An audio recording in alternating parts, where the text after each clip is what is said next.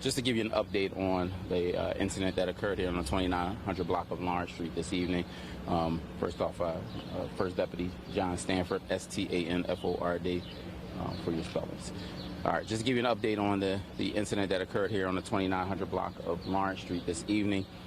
Just around 5:59 p.m., 25th District officers received a 911 call to the location on the 2900 block of Lawrence Street for a domestic incident involving a male with a firearm.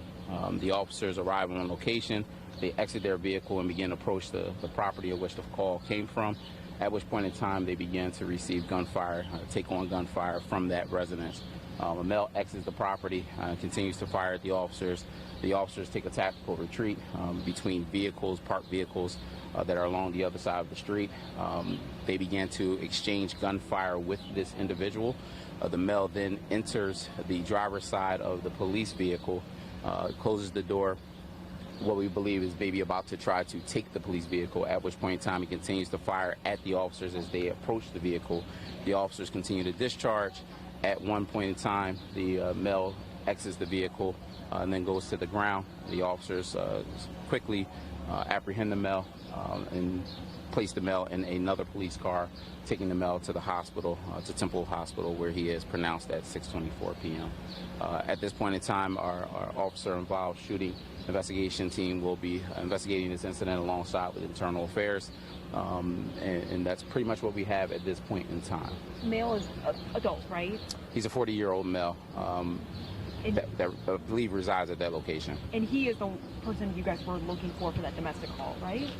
Based upon the call, it seems as if he's the individual that was involved, but until we are able to speak to the actual caller to confirm that information, but all indications believe he's the individual that the call comes in for.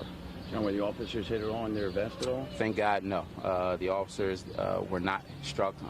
If you see the amount of gunfire and how their police car is shot up, it's just by the grace of God that we don't have a number of officers that were injured or killed in this incident. 4 officers discharged at the location here, and so again, very lucky. Other than being shaken up, glad that they're all okay. And there's obviously a lot of people out today with the holiday. This all happened on what looks like a pretty crowded street. Everyone else is okay too? Yeah, unfortunately, there are some other vehicles that windows shattered. There is another home that was struck by gunfire. The residents of that location are fine.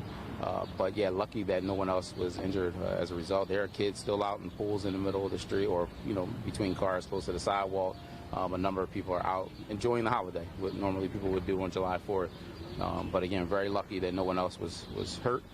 Extremely, blessed and lucky that none of our police officers were injured as well. Do we have any idea on how many shots might have been fired from either side? Nah, not too soon to tell that. Our investigators will be out here for a period of time. But again, a lot of firepower. I can tell you that just looking at the scene out here. Were you guys able to recover any weapons? Yes, his weapon is inside of the vehicle. I'm glad you asked that question. When he was inside of the vehicle firing at our officers, prior to him exiting the vehicle, he dropped his vehicle on the passenger side floor of the inside of the police vehicle and then exited. You said there was 4 officers involved in this. 4 officers discharged. Don't know how many times each officer discharged. That will be determined by the officer involved shooting team. They will determine that. But his gun was recovered, and again, we're still awaiting a search warrant to see if there are any additional weapons or what else may be inside of the property. I know it's early, but you ever have any dealings with this guy before? I don't know if this is a location where they have had a number of calls. That's something that we'll definitely look into. I know that based upon the 911 call today, the caller called a couple times, hanging up right before the officers arrived. But I don't know if there's a premise history here that shows a history of any type of incidents at the location. That's something that will be looked into. We don't know who that caller, or you haven't identified who that caller is yet, like in relation to this guy yet, have you? Relative, not sure in terms of confirming. Don't want to confirm that until we're able to actually speak with the individual. Did he say anything coming out, or did he just? From what I've gathered thus far, what the information that we've been able to gather thus far, The officers exit their vehicle, knock on the door, and immediately start to hear gunfire and take the gunfire on, in which they retreat. So there wasn't any much of a verbal exchange, not any verbal exchange based upon what we know at this point in time. He's shooting from inside the house first. From inside the house first, and then comes out of the house and continues to fire at the officers as they are trying to take cover.